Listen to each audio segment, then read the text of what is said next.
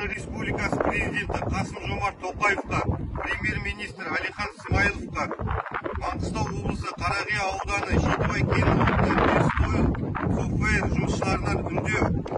Біз Жетібай Вестойл жұмысшылары қазіргі таңда Қазмұнайгаз және Маңғыстау облысының басшылары қойған талабымызбен санаспай әртүрлі әрекеттерге барып, халық арасында арандату жұмыстарын жүргізуде. Жұмысшылардың арасынан сайланған өкілдеріміз өкінішке орай бір жылдан бері еңбек дауында жүр. Наразылықтың шегіне жеткен соң, халықтың талабы бойынша премьер-министр Әлихан Смайыловпен кездесуге сол комиссия мүшелерін Астанаға жіберген болатынбыз. Алайда Қазмұнайгаздың ештеңе шеше алмайтын басшылары қайта кездесуде. Біздің талабымыз жіберген комиссиямызбен Әлихан Смайыловтың өзі кездесіп шешіп беруін талап етеміз. Талап етеміз бе? Талап етеміз!